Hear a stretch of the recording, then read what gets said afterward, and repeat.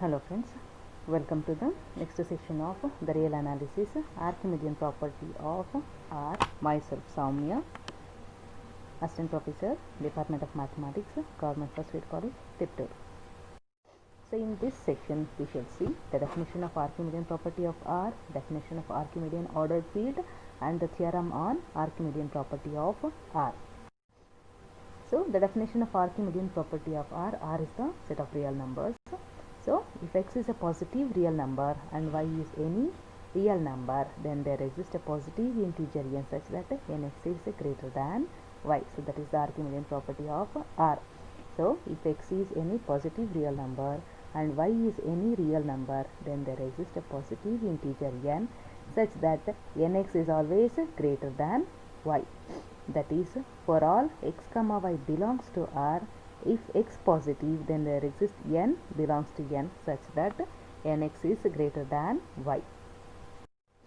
Definition of Archimedean ordered field. An ordered field is said to be Archimedean if it has a Archimedean property, that is the previous property for any two real numbers x and y in R, and if x is positive, then there exists a positive number n such that nx is greater than y. So if this property is satisfied by any ordered field, then we say that it satisfies the Archimedean property. So Archimedean property of real numbers, the theorem statement states that if x is any positive real number and y is any real number, then there exists a positive integer n such that nx is greater than y. So that is the definition. We will prove the statement Archimedean property. If x is any positive real number and y is any real number, there exists a positive integer n such that nx is greater than y. So given y is a real number, then by law of trichotomy, y equal to 0 or y is greater than 0 or y is less than 0. It is obvious that if we consider any real number, either it will be equal to 0 or it is greater than 0 or it is less than 0. So if y is less, let us consider the case if y is less than or equal to 0, because we have considered, or in the statement they have given x is a positive real number, so we can consider x is greater than 0 and n is a natural number, so n is greater than 0, which implies that n into x is always greater than 0.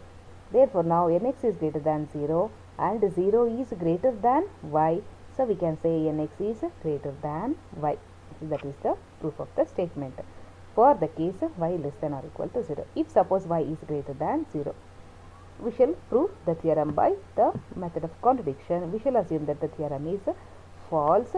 So that is nx is greater than y is false. So we consider nx is less than or equal to y.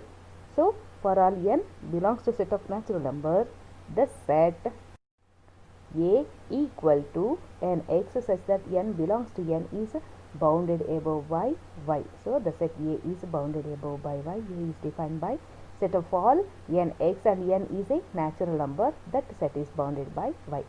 Since nx is less than or equal to y, for all the n natural number, by completeness of R, A has a least upper bound. A has the least upper bound, say u. So that is nx is less than or equal to u for all n belongs to the set of natural number n. So n plus 1 into x will be less than or equal to u, which implies that nx is less than or equal to u minus x, which is less than u for all n belongs to n. So thus u minus x, which is strictly less than u, is also an upper bound of A. Upper bound of A, which is a contradiction to that u is the least upper bound. Hence our assumption is wrong. So our assumption that nx is less than or equal to y is wrong for all n belongs to n and n belongs to the set of natural numbers. Therefore we say that for all n belongs to n, there exists n in set of natural numbers such that nx is greater than y. Now we shall see the density of denseness of R. So again we say this for the rational numbers and also the irrational numbers. So between any two distinct real numbers, there is always a rational number. So between any two distinct real numbers, if you consider any two real numbers, there will be a rational numbers, and therefore we can say that it has infinitely many rational numbers. And again, for the irrational number, between any two distinct real numbers, there is always irrational number, and therefore infinitely many irrational numbers. So if we consider any two real numbers, there is infinitely many rational numbers, and between any two real numbers there is infinitely many irrational numbers.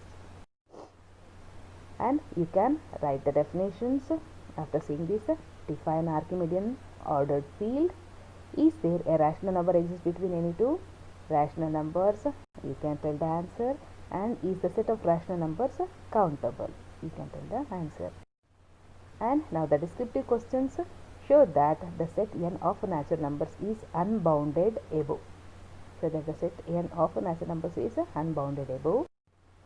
And the second one, show that for any real number x, there exists a unique integer m such that m less than or equal to x less than m plus 1.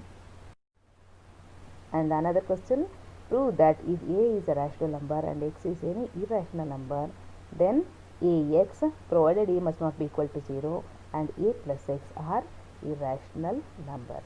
So prove that if a is a rational number and x is any irrational number, then ax for a not equal to 0. A is a non-zero number and a plus x are irrational numbers.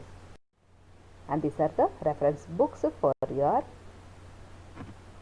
reference. You can also refer these books.